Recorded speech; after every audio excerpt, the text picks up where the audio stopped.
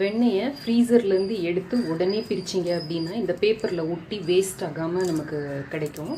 இப்போ இந்த சாதம் வேக வச்சுருக்கிற இந்த பாத்திரத்துக்கு மேலே நம்ம ஏதாவது ஒரு காப்பர் பாட்டம் வெசலோ இல்லை இந்த மாதிரி ஒரு குக்கர் பாத்திரத்தையோ வச்சுட்டு இதை பிரித்து இதுக்குள்ளார போட்டுடலாம். இந்த மாதிரி ஜில்லுன்னு இருக்கிற வெண்ணெயை எடுத்தோம் அப்படின்னா ரொம்ப கம்மியாக தான் வெண்ணெய் வந்து இந்த பேப்பரில் ஒட்டும் நமக்கு. அதை கூட நம்ம ஒரு தோசை திருப்பி வச்சு ஈஸியாக எடுத்து போட்டுடலாம்.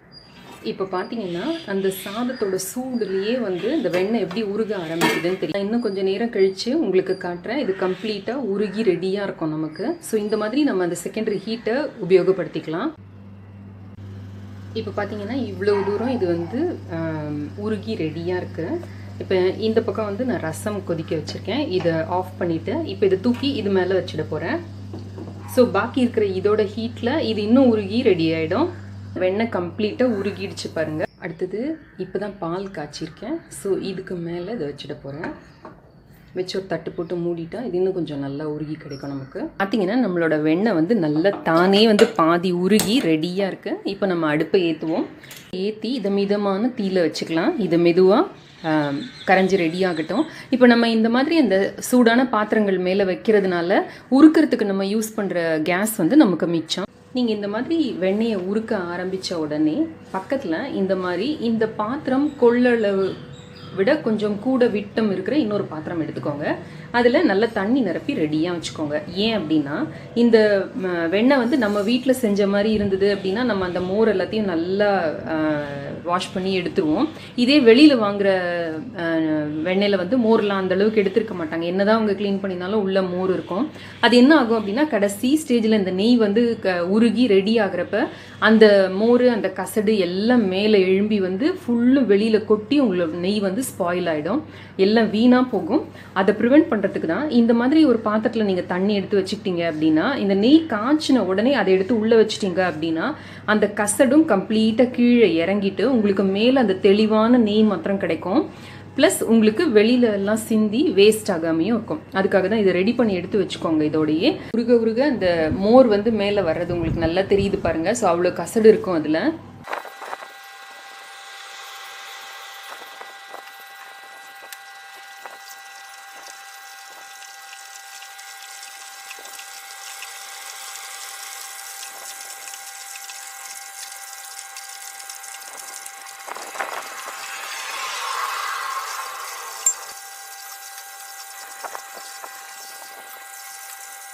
வெண்ணெய் உருகிறப்ப அதில் இருக்கிற தண்ணி வந்து ஆவியாகி போகிறதுனால அந்த சலசலன்னு அந்த சத்தம் உங்களுக்கு கேட்டுக்கிட்டே இருக்கும்.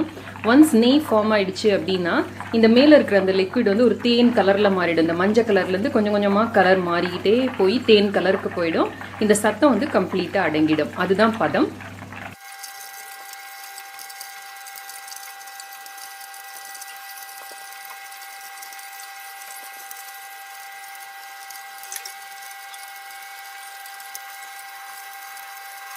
நெய் ஃபார்ம் ஆகிறதுக்கு முன்னாடி அந்த சத்தமும் இந்த சலசலப்பும் கொஞ்சம் கொஞ்சமாக அடங்குறது தெரியும் உங்களுக்கு. பபிள்ஸும் கொஞ்சம் கொஞ்சமாக பெருசாகிறது தெரியும். முன்ன வந்து சின்ன சின்னதாக இருக்கும். இப்போ பார்த்தீங்கன்னா நல்லா பெருசாக ஃபார்ம் ஆகுது பாருங்கள். அந்த கலரும் மஞ்சள் கலர்லேருந்து கொஞ்சம் கொஞ்சமாக அந்த ப்ரௌன் கலருக்கு போகுது பாருங்கள். இப்போ இந்த சத்தம் நல்லா அடங்கிடுச்சு. ரொம்ப கம்மியாக தான் வருது. பெருசாக பபிள்ஸ் வந்து மேலே எழும்ப ஆரம்பிக்குது பாருங்கள். இதுதான் பதம். நீங்கள் அந்த நெய்யையும் பார்த்தீங்கன்னா நல்ல ஒரு தேன் கலருக்கு வந்திருக்கு பாருங்கள். அந்த மஞ்சள் கலர்லேருந்து மாறி. ஸோ இதுதான் பதம். இப்போ வந்து நம்ம கேஸ் ஆஃப் பண்ணிடலாம்.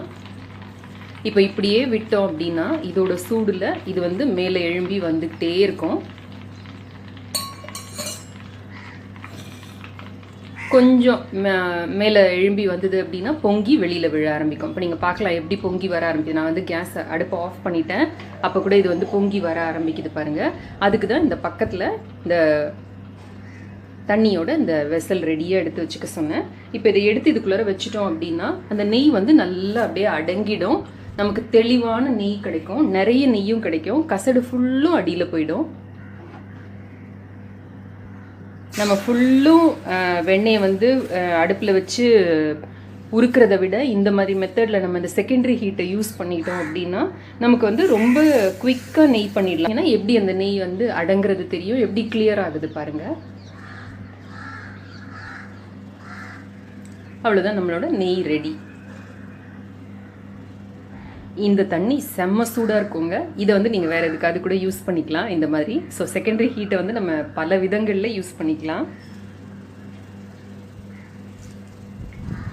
இப்போ இதை எடுத்து அப்படியே ஒரு ஓரமாக வச்சுருங்க. இது நல்லா ஆறுனதுக்கு அப்புறமா நம்ம எடுத்து நம்ம நெய் சம்படத்தில் எடுத்து ஊற்றிக்கலாம். இப்போ இது நல்லா ஆறி இருக்கு. இதை நெய் சம்படத்தில் எடுத்து ஊற்றிக்கலாம்.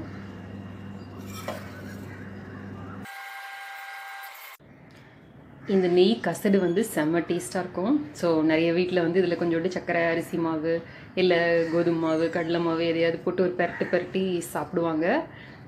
இதுக்கு பேர் நெய் கசடு. ஸோ கசடு வந்து சாப்பிட்றதுக்கு இல்லை. இது சாப்பிட்டோம்னா நமக்கு வந்து தலை கிறுகிறுப்பு, அப்புறமா வாந்தி அந்த மாதிரிலாம் வரத்துக்கு வாய்ப்பு இருக்குது. நம்மளோட பித்தத்தை வந்து இது ஜாஸ்தி பண்ணி விட்டுரும். ஸோ இது சாப்பிடாமல் இருக்கிறது நல்லது. டேஸ்ட்டாக இருந்தது அப்படின்னாலும் சாப்பிடாமல் இருக்கிறது நல்லது. அதுக்கு பதில் நீங்கள் என்ன பண்ணலாம் அப்படின்னா, இதை வந்து உங்கள் கை காலில் தடவிக்கலாம், முடியில் கூட தடவிக்கலாம். தடவிட்டு தலை குளிச்சுட்டு வந்துட்டீங்க அப்படின்னா முடி வந்து செம்மையாக இருக்குங்க. அதே மாதிரி கை காலும் நல்லா சாஃப்டாக ரொம்ப நல்லாயிருக்கும் ஸ்கின்னுக்கு. ஸோ நீங்கள் வேஸ்ட் பண்ணாமல் அப்படி செய்துக்கலாம்.